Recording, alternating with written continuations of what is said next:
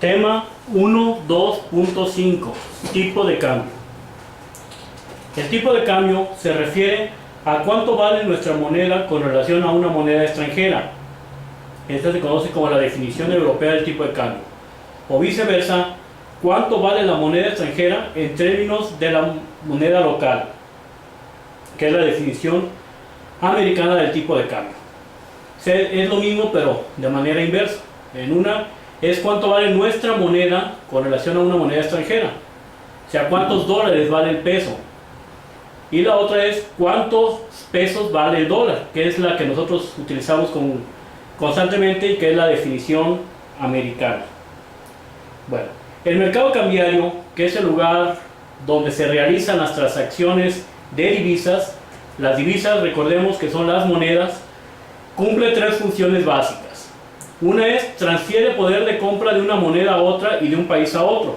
Es decir, si yo tengo pesos y voy a Estados Unidos, pues mis pesos no tienen poder adquisitivo allá. Entonces, si voy al mercado cambiario y cambio mis pesos por dólares, estoy obteniendo poder de compra para trabajar en Estados Unidos. Por eso dice transfiere poder de compra de una moneda a otra y de un país a otro. Segundo, suministra crédito para el comercio exterior.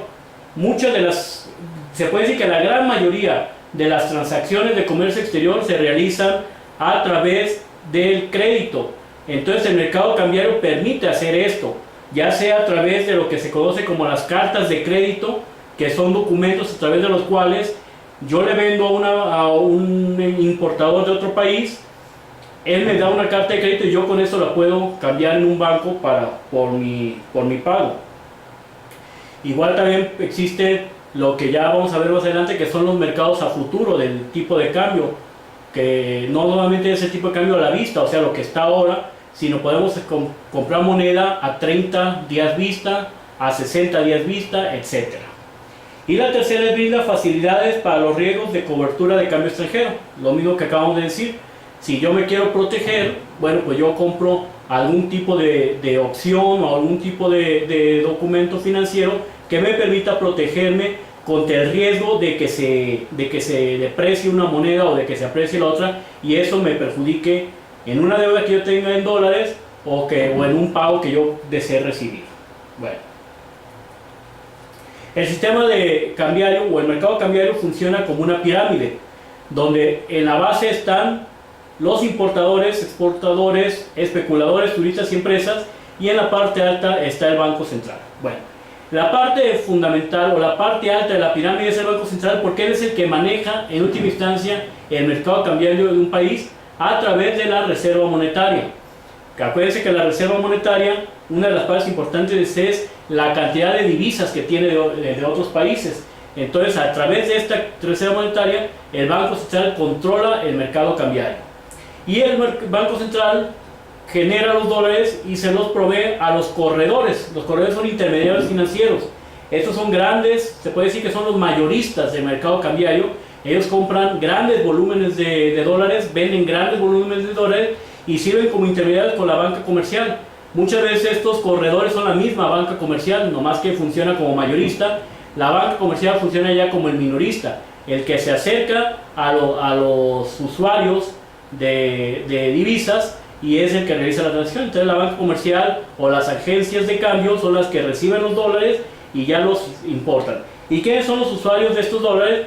Pues pueden ser los importadores de mercancías, los exportadores de mercancías que reciben dólares y que luego los van a cambiar por pesos, los especuladores, aquellos que juegan con la paridad cambiaria, que compran moneda esperando que en 1, 2, 3 días o en una semana o no sé, en el futuro cambie la paridad y ellos obtener una ganancia.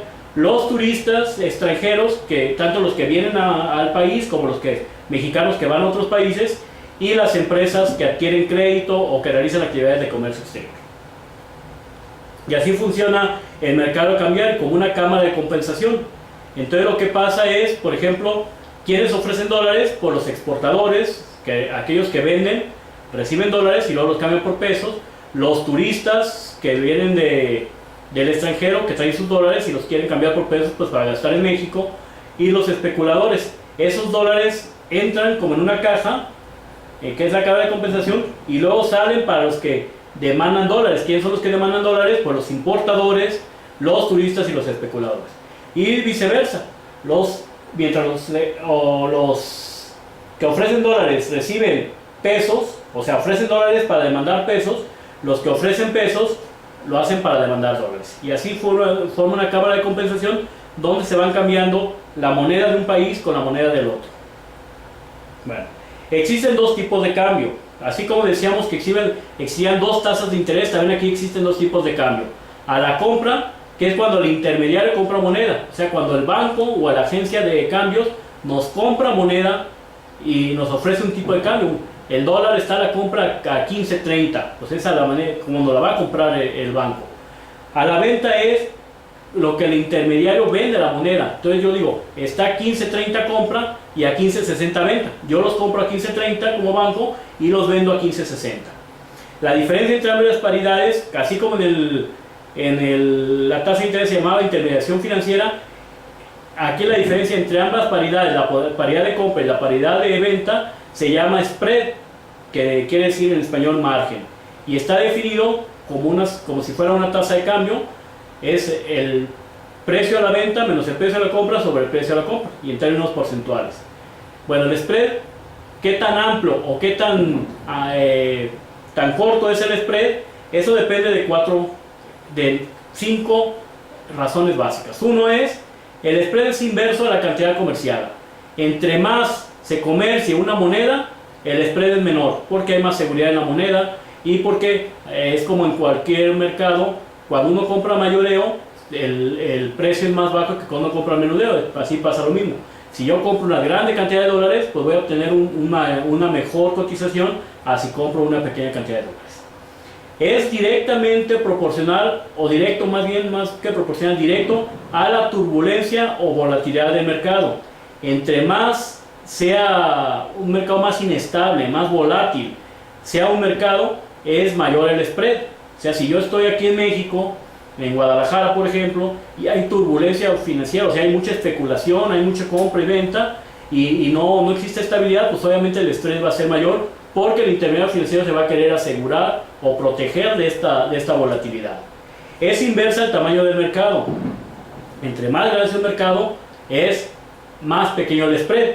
Entonces uno encuentra que el spread aquí en Ciudad Guzmán es mucho mayor que el que se encuentra en la Ciudad de México.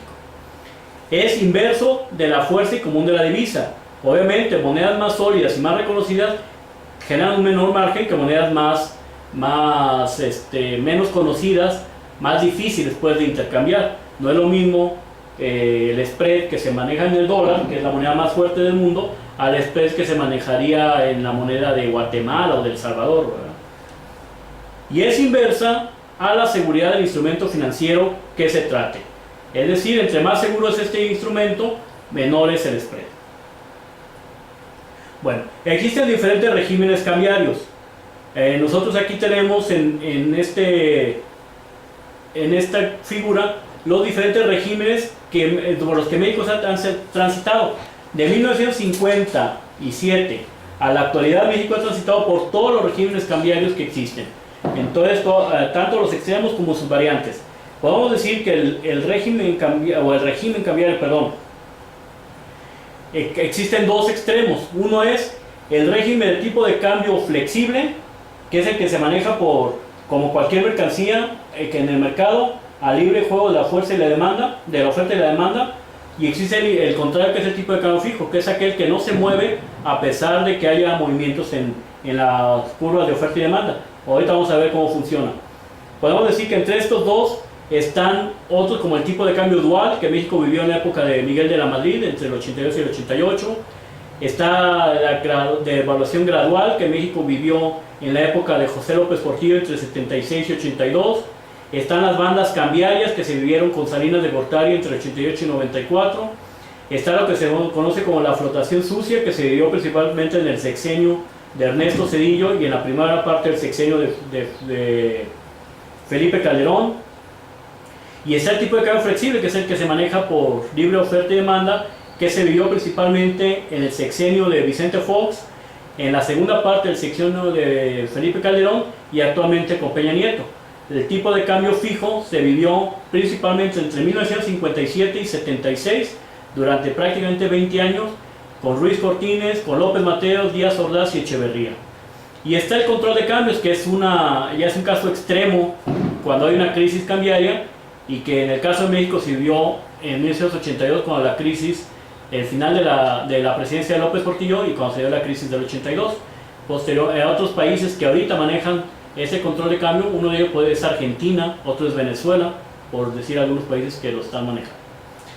Vamos a explicar cada uno de ellos. Y partimos primero de lo que es el tipo de cambio libre. Ese es el equilibrio del mercado, es como cualquier curva de oferta y demanda. Tenemos nuestra curva de oferta de divisas, cuyo principal actor es el Banco de México, es el ente que ofrece, ya dijimos que está a la cabeza de esta pirámide, y por lo tanto es el que maneja esta oferta de divisas. Y está la demanda de divisas, que somos todos aquellos que requerimos en algún momento la divisa. Vamos a suponer que este es el dólar. Y bueno, tenemos cuando se junta la curva de oferta y demanda, como lo dijimos en la primera clase de este curso, existe un equilibrio, y aquí tenemos, este es el tipo de cambio al que se venden pesos por dólar, y aquí está la cantidad de moneda que se comercia en este mercado. Supongamos que hay algún evento que obliga a que haya una mayor demanda de dólares. Por ejemplo, que hubiera la necesidad de adquirir dólares para pagar deudas de las empresas, o que hubiera lo que está sucediendo mucho en la actualidad aquí en México, que inversionistas que tienen su dinero aquí en México ahora lo quieren sacar para invertirlo en otro país que puede ser más seguro o que ofrece mejores tasas de interés. Entonces hay una demanda de dólares, porque esos inversionistas que estaban aquí ahora demandan esos dólares para llevárselos a otros países. Bueno, al haber un incremento en la demanda de dólares, la curva de demanda se mueve hacia la derecha, como en cualquier mercado, como lo habíamos visto. Y al haber esto, en un tipo de cambio flexible, pues llegamos a una depreciación del peso, o un incremento en el dólar. Sube el dólar, obviamente baja el peso, y llegamos a un alza en el tipo de cambio al TC2. Ese sería el cambio. Se comercia obviamente más dólares en el mercado, pero hay una depreciación que ha sucedido en México en los últimos meses, en los primeros meses del 2015, cuando pasábamos de 14 pesos a quizá 15 y fracción, que es como ha estado en este momento. Ese sería flexible. Ahora, ¿qué pasa si se incrementa la oferta de divisas? Pues exactamente lo mismo.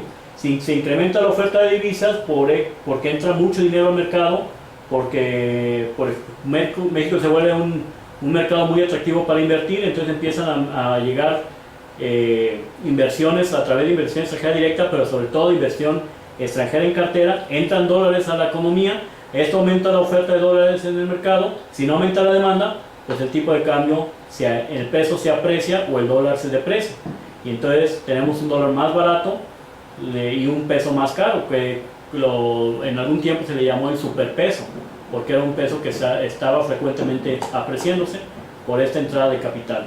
Y esto pues ha sucedido en varias ocasiones en México, las más recientes pues en la época de Vicente Fox, cuando había una fuerte entrada de capitales, pues porque la economía mexicana era atractiva, y entonces había esta apreciación.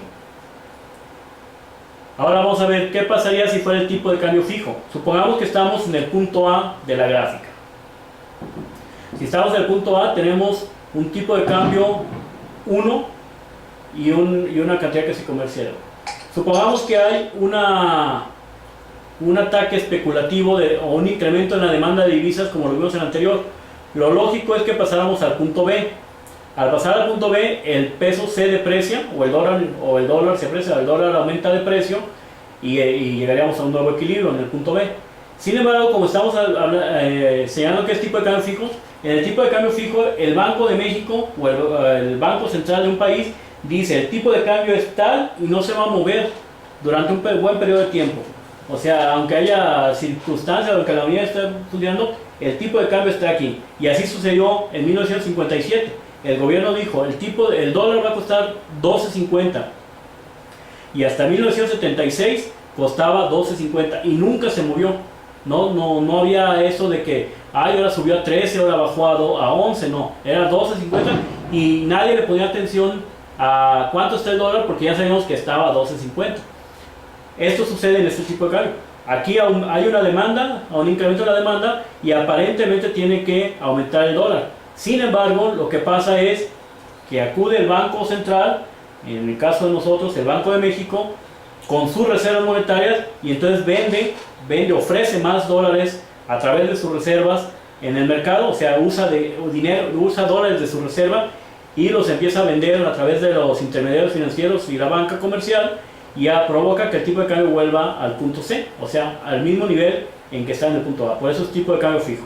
Y entonces cuando hay un ataque especulativo, el gobierno usa sus reservas para frenarlo en tipo de cambio fijo.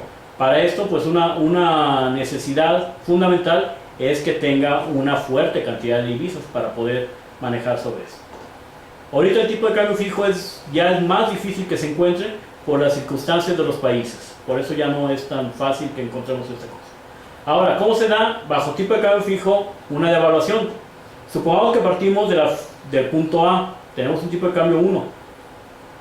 Hay un incremento, este es por ejemplo como la historia de la devaluación de 1982, o de la devaluación de principalmente de 82, pero también en cierta forma la del 95, o el 94, perdón. Partimos del punto A, hay un ataque especulativo, hay un incremento de la demanda, nos tendríamos que ir a la siguiente línea con un incremento en el tipo de cambio.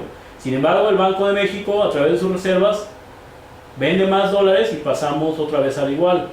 Otra vez sigue habiendo este ataque porque está en una condición ya de inestabilidad, ya no hay confianza en el peso, ya hay expectativas de que se va a devaluar el peso, que se va a apreciar el dólar o revaluar el dólar. Entonces otra vez hay un incremento de la demanda y otra vez utiliza sus reservas el banco y lo regresa, y así sucesivamente. Otra vez hay un incremento, pasamos en la curva de demanda de 4 y el dólar y el gobierno aplica incrementa la oferta de dólares hasta el nivel de O4 y llegamos aquí.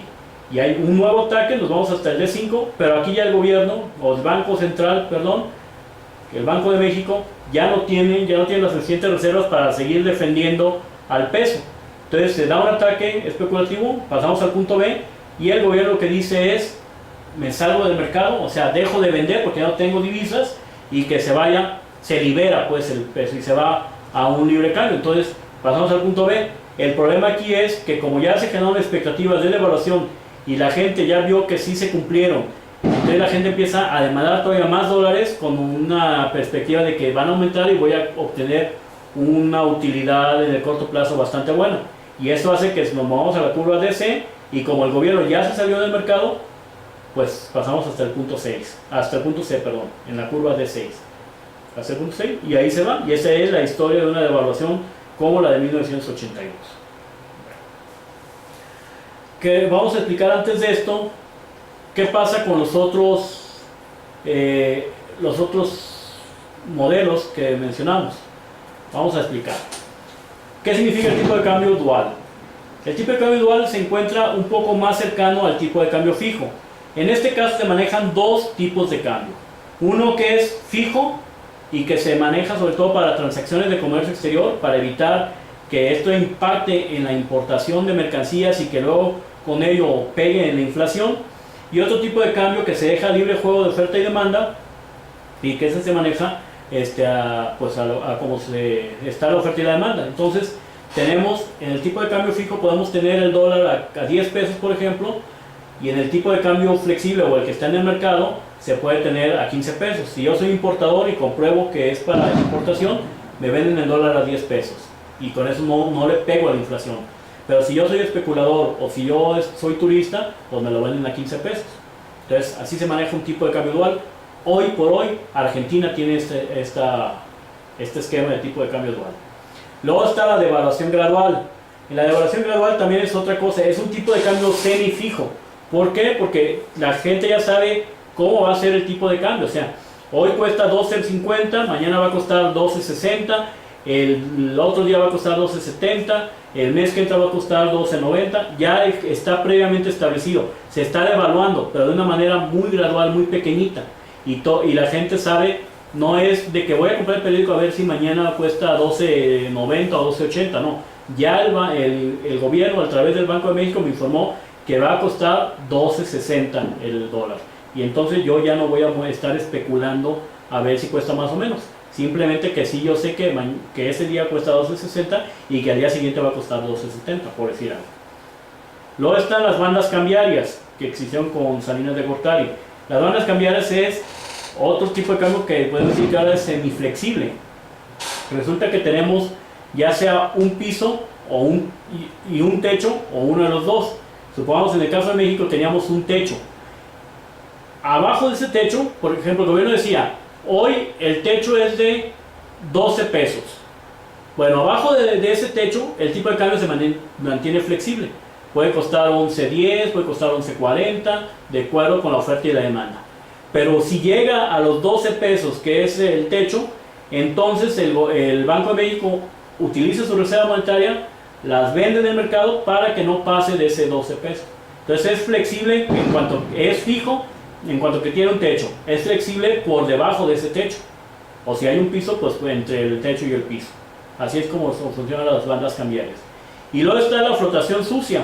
La flotación sucia es un tipo de cambio ya muy cercano al flexible. De hecho es flexible. Es que el gobierno, el Banco Central dice, el dólar se vende a libre juego de oferta y demanda, como flexible. Pero si hay un momento que existe una alta especulación que pueda afectar la economía, o sea que el dólar se puede empezar a disparar y esto pegue en la inflación, entonces el Banco Central entra con su reserva monetaria y entra, aunque no lo anuncie o aunque esté como se puede decir que por debajo del agua, para que se vuelva a controlar. Por eso es flotación sucia, porque es una flotación, o sea es flexible, pero hay un jugador que dijo que no, pero siempre sí está jugando, que es el Banco de México, a través de la oferta de divisas para equilibrar. Esto aquí en la lámina parece que sucedió con Cedillo en su sexenio y con Calderón, pero generalmente aparece constantemente en la economía mexicana. De hecho, hace algunos meses, estamos ahorita en julio del 2015, por ahí de marzo del 2015, el Banco de México anunció que si había un ataque especulativo por efecto de que Estados Unidos iba a aumentar sus tasas de interés y si había una fuga de dinero para esto y que perjudicara al tipo de cambio, podría el Banco Central entrar al mercado para equilibrarlo. Anteriormente, a principios de año, no lo hizo porque consideraron que no estaba afectando tanto a las variables económicas. Y finalmente existe el control de cambios. Dijimos, el control de cambios es simplemente un mecanismo a través del cual el gobierno controla directamente la oferta de divisas y la demanda de divisas. O sea, yo no puedo llegar, yo recibo un dólar porque exporté algo y ese dólar inmediatamente lo tengo que entregar al Banco de México y él me lo va a cambiar por moneda nacional. Inmediatamente yo no me lo puedo quedar. Esa es la realidad. Y si yo quiero comprar dólares, tengo que acudir directamente al Banco de México y él me va a decir, depende para qué tengo que justificar para qué lo quiero. No, pues lo quiero para especular, pues no hay dólares. Lo quiero para el turista, pues te doy cierta cantidad muy pequeñita. Lo quiero para importar, bueno, pues entonces sí te doy, siempre y cuando me lo compruebes que es para eso. Por eso es un control de cambio muy severo, donde no existe la libertad para comerciar moneda. Bueno, pasamos ahora al tipo de cambio real. Así como existe un Producto Interno Bruto nominal y un Producto Interno Bruto real, y así como existe una tasa de interés nominal y una tasa de interés real, también aquí existe un tipo de cambio nominal y un tipo de cambio real. El tipo de cambio nominal se define como aquella relación cambiaria que existe entre dos monedas en un momento determinado. Es lo que hemos venido hablando en todo este tema. Ese es el tipo de cambio nominal, es el que vemos en el mercado, a través del cual compramos dólares y a través del cual vendemos dólares. El tipo de cambio real, por su parte, es un tipo de cambio que podemos decir que es teórico. El otro es real en el mercado, pero el tipo de cambio real es más bien teórico porque es aquel que, de acuerdo a los niveles de inflación que tengan los países, debería existir para mantener el equilibrio en las relaciones comerciales entre ambas economías, de tal forma que la compraventa o las exportaciones y las importaciones de mercancías sean determinadas principalmente por diferencias competitivas de las empresas y no por el tipo de cambio. Ahorita vamos a explicar qué significa esto. El tipo de cambio real, que entonces se mide así, y se mide a través del principio de paridad de poder de compra. Este es uno de los métodos. pero es el que más se acerca a lo que nosotros queremos entender. Esta paridad de poder de compra se basa en la ley de un solo precio, es decir, el momento en que bienes idénticos, bajo el supuesto de que existen bienes idénticos, se pueden vender al mismo precio, no importando en el mercado que se encuentren, o sea, no importando que yo esté en Estados Unidos o que esté en México. Claro, aquí tendríamos que excluir los costos de transporte, tarifas y otros costos similares. O sea, lo natural sería que el producto cuesta lo mismo allá que cuesta lo mismo aquí. Aquí está la fórmula, es P igual, o sea, P, que es el precio del producto en moneda local. Pues vamos a ver un ejemplo, el precio de un producto en pesos. La E, que es el tipo de cambio. Y la P con asterisco, que es el precio de este mismo producto, pero en moneda extranjera, en este caso en dólares. ¿Sí? Si nosotros despejamos la variable E, o sea, la variable del tipo de cambio, pues es lo mismo, el tipo de cambio es igual al precio local entre el precio extranjero. Y vamos a ver un ejemplo, que después lo vamos a derivar en tasas de cambio, que es lo que realmente funciona. Por ejemplo, si un producto determinado costara en Estados Unidos $1 y en México costara ese mismo producto en 15 pesos, si el tipo de cambio es de 15 pesos por dólar, dicho producto costaría igual allá que aquí. Estamos claros. En Estados Unidos cuesta $1, o sea que a un tipo de cambio de 15 pesos por dólar cuesta 15 pesos. Y como en México cuesta 15 pesos, yo soy indistinto entre comprarlo allá o acá. Si por ejemplo el tipo de cambio, si el producto costara $1 y aquí en México costara 15 pesos, pero el tipo de cambio estuviera 16 pesos por dólar, entonces costaría más caro en Estados Unidos que en México. En Estados Unidos costaría 16 pesos y en México costaría 15. Entonces la gente lo compraría en México, y al comprarlo en México hay entrada de dólares, y al haber entrada de dólares se aprecia la moneda mexicana y se deprecia el dólar hasta que vuelve a confluir en ese igualdad de paridad de poder de compra. Ahora bien, como hay muchos productos, no nomás es un producto México-Estados Unidos, sino hay miles de productos, entonces la fórmula que vimos de paridad de poder de compra se transforma en términos de tasas de crecimiento. Y entonces podemos decir que el crecimiento del tipo de cambio, o sea, el cambio o el movimiento en el tipo de cambio de entre dos países de pesos por dólar, es igual al incremento de los precios en el país nacional, o sea en México, que lo que se puede decir que es la inflación en México, menos la inflación en Estados Unidos, que es el incremento de precios con asterisco, y esto dividido entre 1 más el incremento de precios con asterisco, o sea, la inflación de Estados Unidos. Vamos a poner un ejemplo. Si en un momento determinado la inflación mexicana fuera de 5% y la de Estados Unidos fuera de 2%, entonces cabe suponer, o debería para mantener la paridad de poder de compra, debería el tipo de cambio depreciarse en 2.94%, el tipo de cambio de pesos por dólar, o sea, el peso depreciarse 2.94%.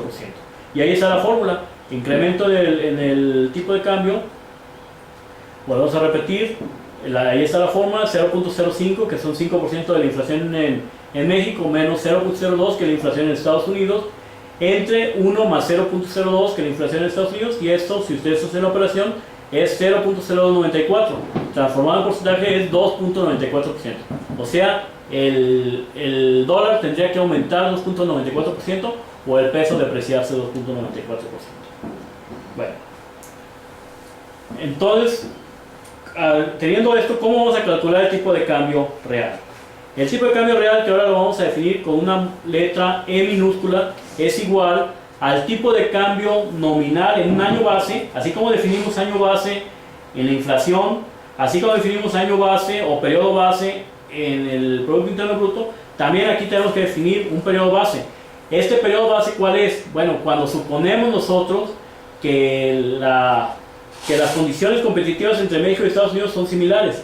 Por ejemplo, podemos definir cuando la balanza comercial está muy similar entre los dos países, de tal forma que eso, voy a repetir, es un supuesto, pero nosotros podríamos considerar que están las economías o los niveles de competitividad muy similares.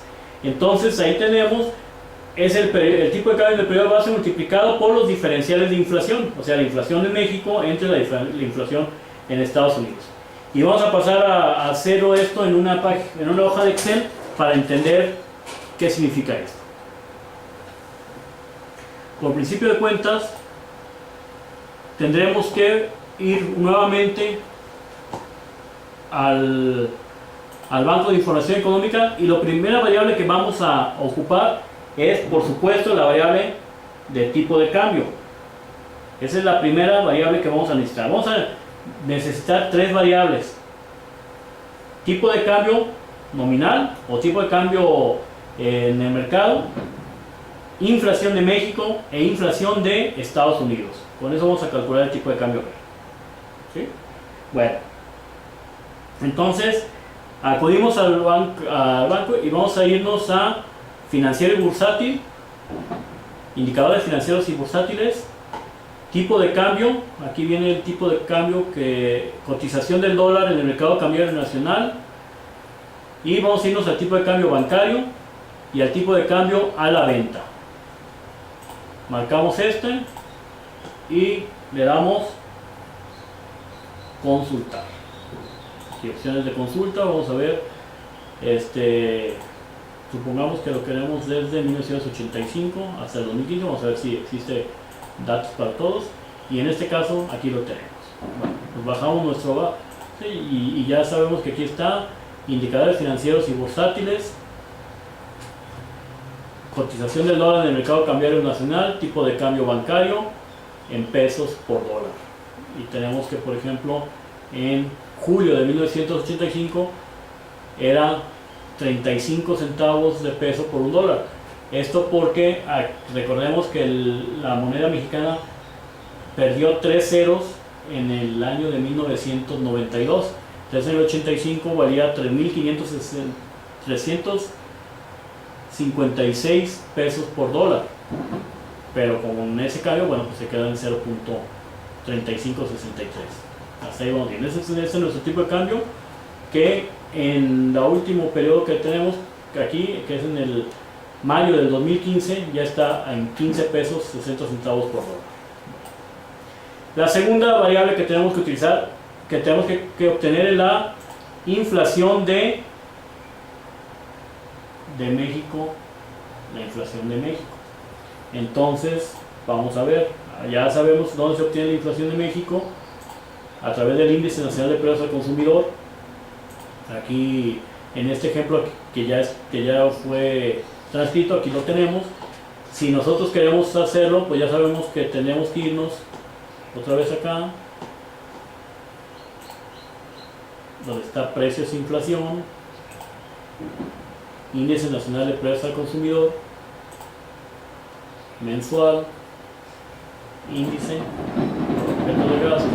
Aquí tenemos, le damos opciones de consulta, vamos a marcar que es desde 1985 hasta el 2015, y le damos consultar y lo bajamos en un archivo.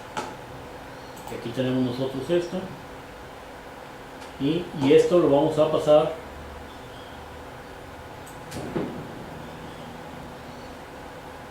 le damos copiar,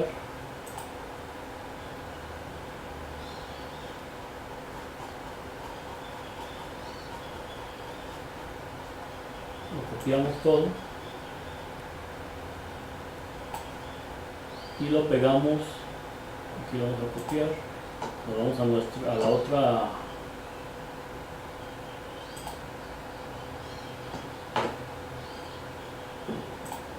y aquí lo vamos a pegar donde tenemos la paridad, lo vamos a pegar, y aquí le vamos a poner INPC o INPC de México.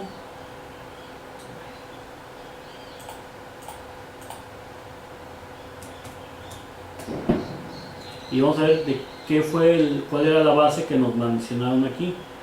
En esta, acá era 2010 igual a 100. Diciembre del 2010 igual a 100. Aquí lo vamos a poner.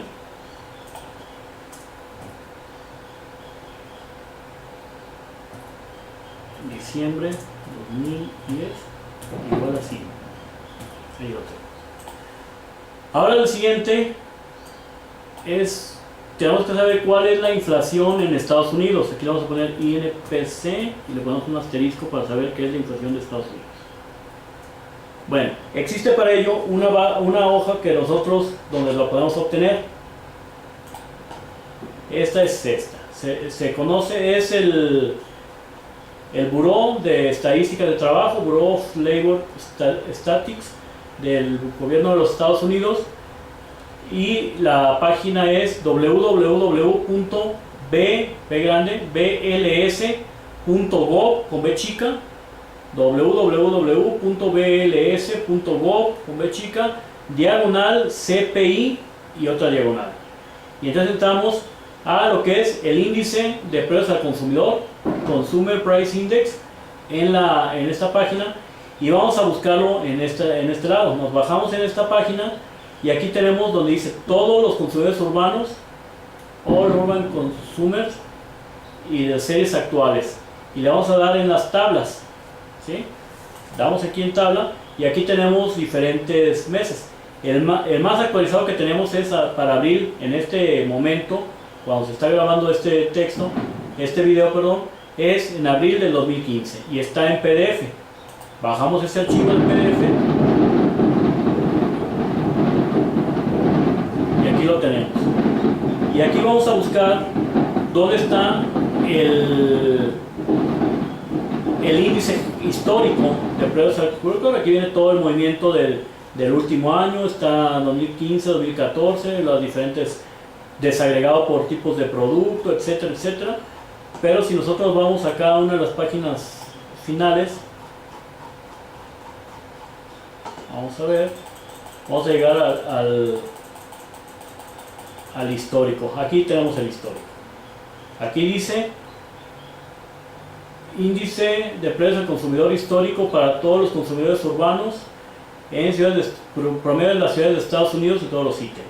Y está desde 1913, desde enero de 1913 hasta, en este caso va a ser, lo tenemos hasta abril de 2015. Bueno, aquí sí lo tenemos que hacer de una manera manual, porque lo tenemos desde 1913 y está en PDF, entonces tendríamos que estar copiando desde 1985, que lo tenemos aquí, o en 1985, aquí está, 105.5, de aquí para abajo tendríamos que copiarlos para pasarlos a nuestra página de Excel. Yo aquí ya lo hice, aquí está, y vamos a ver cuál es la base de ellos. En este caso la base que están manejando allá es 1982, el promedio entre 1982 y 84, y aquí yo le pongo eso, promedio de 1982 y 84 igual a 1, ¿sí? Y aquí están todos los datos desde, en este caso estamos desde julio de 1985 hasta, bueno, en este ejemplo lo teníamos hasta el 2009, pero lo vamos a sacar hasta el 2015 en todos los casos. Bueno, una vez que yo ya tengo esto, ya tengo mis tres variables.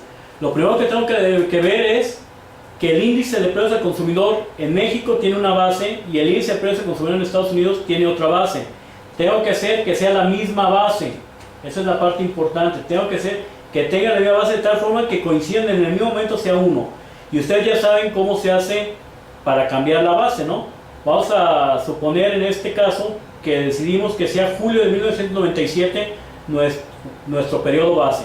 Esto haremos, no tenemos otra cosa que hacer más que simplemente, como lo dijimos cuando vimos lo de la inflación, dividir la celda de cada mes entre la celda del momento que estamos diciendo como base, que en este caso es la celda C148.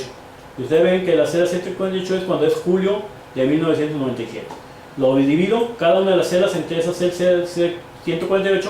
Obviamente en julio del 97 va a ser igual a 1, ¿verdad? Y hago lo mismo en el de Estados Unidos. También divido cada una de las celdas de la celda del índice de precios al consumidor en Estados Unidos entre la celda D148, en este caso, que es la celda de julio de 1997, pero en Estados Unidos. Y así lo que estoy logrando es que en julio del 97, los dos valores sean 1. Y bueno, una vez que ya tengo esto, ya puedo aplicar mi tipo de cambio real. Como dijimos, la fórmula de tipo de cambio real no es otra cosa que el tipo de cambio nominal, que en este caso, ¿cuál va a ser el tipo de cambio nominal? Puede ser el tipo de cambio que existía en julio de 1997, que es cuando yo decidí que sea mi base. Cuando yo le puse unos, también el tipo de cambio nominal va a ser el de julio de 1997 en este ejemplo. Obviamente, ustedes lo van a hacer con el año base o con el periodo base que en su momento se les indique.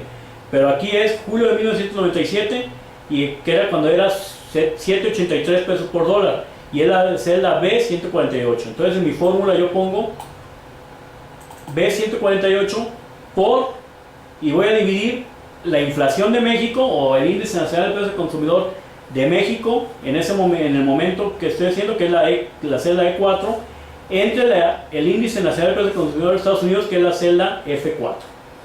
Lo divido entre ellos, le pongo esto y ya tengo mi tipo de cambio real, que en este caso era de 0.22. Ya hago lo mismo con todas las demás. Obviamente la celda B148 no cambia porque es la del año base y por eso le puse el signo de pesos. Si ustedes lo ven aquí, está el signo de pesos. Ahí está el signo de pesos, que lo que hace es fijarme la fila B148.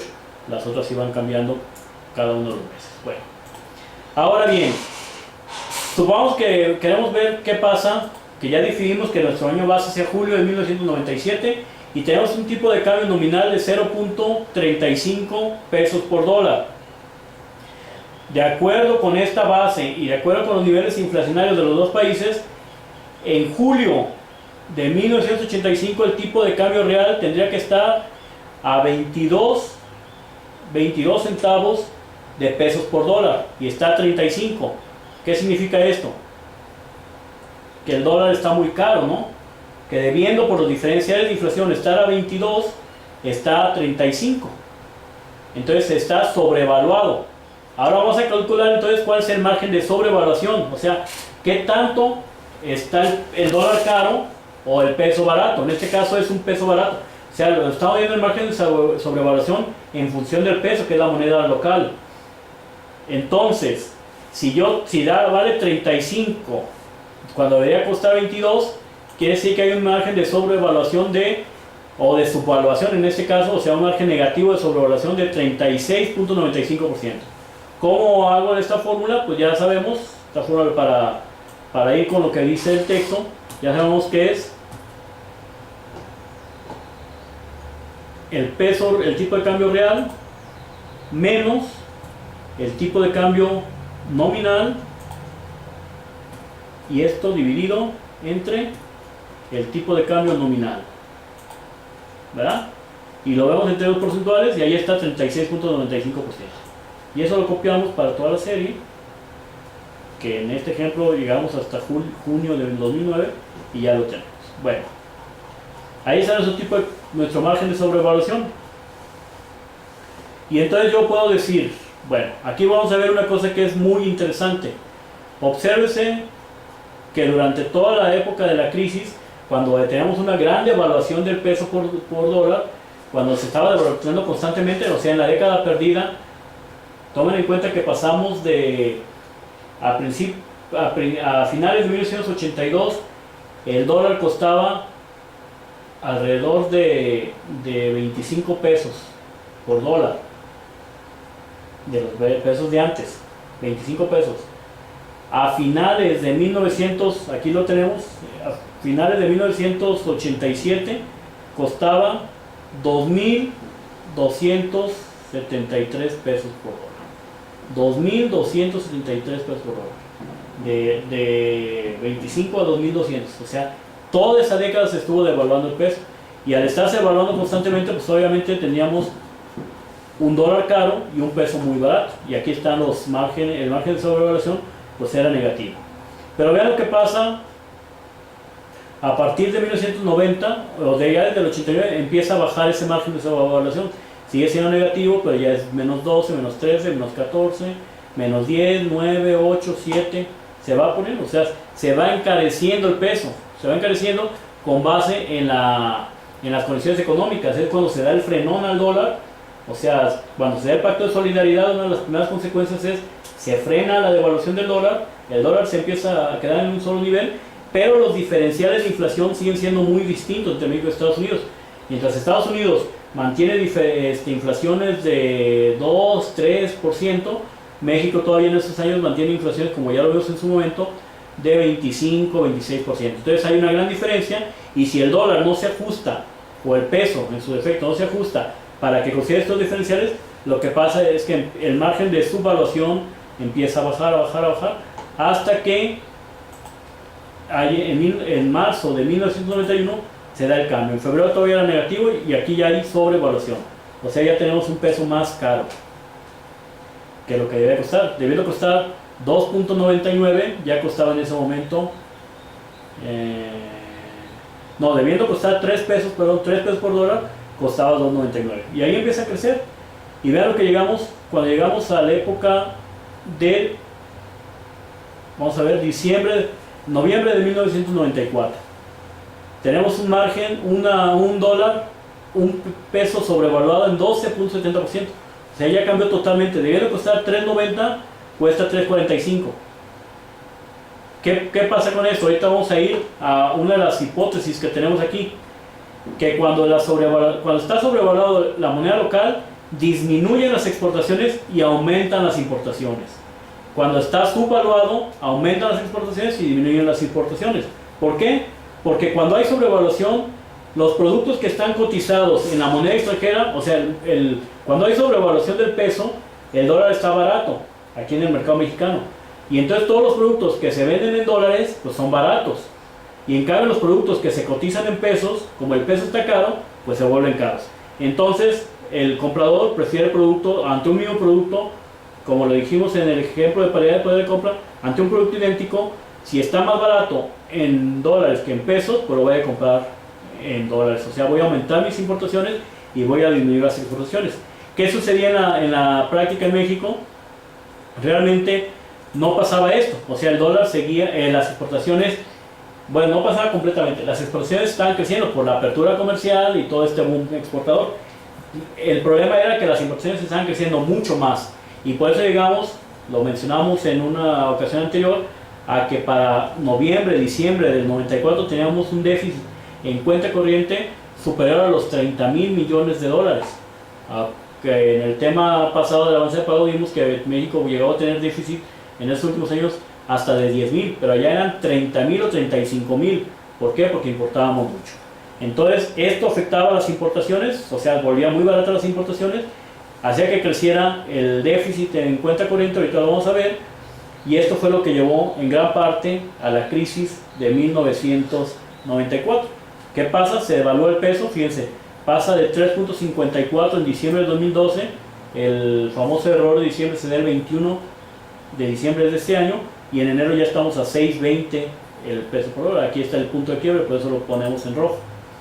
¿Y qué pasó con el margen de sobrevaluación? Pues obviamente dio el cambiazo. De tener una sobrevaluación de 10.86, ahora volvimos a una subvaluación de 34.31%. Y aquí está la crisis. En la crisis, obviamente, ahí se vuelve a subvaluar el peso, y eso perjudica a las importaciones y favorece a las exportaciones. Y así le seguimos. Actualmente, en este ejemplo, hasta aquí, tomando como base el julio de 1997, bueno, pues ya teníamos una vez más una sobrevaluación en esta fecha. Hasta el 2008 teníamos una sobrevaluación que rondaba entre el 10 y el 20% de sobrevaluación, otra vez. Luego aquí viene otra subvaluación, vuelve otra vez a revertirse la sobrevaluación y puede ser la sobrevaluación. ¿Por qué? Pues porque en el 2008, en octubre del 2008, se devaluó la moneda, el peso mexicano, por efecto de la crisis de Estados Unidos. Ustedes pueden decir, pero ¿cómo es posible que si la crisis era en Estados Unidos, el perjudicado haya sido el peso de México y no el de Estados Unidos? Bueno, porque cuando hay una crisis como esa que se dio, al fin y al cabo todos, la economía de Estados Unidos sigue siendo la más grande. Entonces, cuando hay una crisis, los inversionistas lo primero que hacen es buscan protegerse, o sea, buscan un mercado seguro. Y el mercado, con todo el que estaba en crisis, el mercado más seguro es el mercado de Estados Unidos. Entonces los inversionistas que tenían sus pesos aquí en México, aunque México estuviera muy bien, sacaron sus inversiones de aquí en México y las llevaron a un mercado seguro. Al sacarlos, sacaron dólares, aumentó la demanda de dólares para sacar el dinero, y eso provocó que hubiera una depreciación. y entonces pasamos de 11.05 que teníamos en agosto del 2009, en septiembre del 2008, a 12.96 en octubre, 13.55 en noviembre, 13.95 y llegamos hasta 15.2 pesos por dólar en febrero del 2009. Es una situación muy similar a la que está sucediendo ahorita. Si ustedes se basan en la tarea hasta abril del 2015 y ustedes van a observar que en los primeros meses de este año otra vez hubo un fenómeno similar al que estaba pasando por ahí del 2009, no tan drástico pero similar. Bueno, y así, finalmente el último punto que corresponde a este tema es corroborar si es cierto que el margen de sobrevaluación afecta, sobre todo en este caso, a las importaciones. Y aquí nosotros pusimos exportaciones, cambio en las exportaciones, cambio porcentual en las exportaciones, importaciones, cambio porcentual en las importaciones, saldo de balanza cuenta corriente. Y nosotros graficamos de esta forma. Esta es una gráfica de punto, o sea, es una correlación que se da, donde yo pongo incremento en el margen de sobrevaluación contra incremento en las importaciones. La hipótesis, como le dijimos acá, es que un incremento en la sobrevaluación de la moneda aumenta las importaciones. Y vamos a ver qué pasó con México. Nosotros dibujamos aquí está en el eje horizontal el incremento en las importaciones, en el eje vertical el incremento en el margen de sobrevaluación, no, perdón. En el eje horizontal está el incremento en el margen de sobrevaluación, que es la variable independiente, y en el vertical está el incremento en las importaciones, que es la variable dependiente. Nosotros hicimos esto. Ustedes observan que no es tan clara esa correlación. De hecho, nosotros tenemos aquí que el R2 es qué tanto esta línea refleja lo que pasa en los puntos. Y es un 0.0078, que es muy bajo. Aquí, para que realmente esta línea, o sea, todos los puntitos estuvieran sobre la línea, este R tendría que valer 1. Entre menos de 1 valga, pues es señal de que refleja menos. Y entonces se dice que menos de 0.7 es malo. Entonces quiere decir que por lo menos el cambio del margen de sobrevaluación no impacta directamente en las importaciones. Vamos a ver si impacta en las exportaciones. El signo es negativo, está adecuado, o sea, un incremento en el margen de sobrevaluación baja las exportaciones, pero tampoco el nivel de confianza de la regresión es bueno, es 0.002. Vamos a ver qué pasa, un incremento en el margen de sobrevaluación.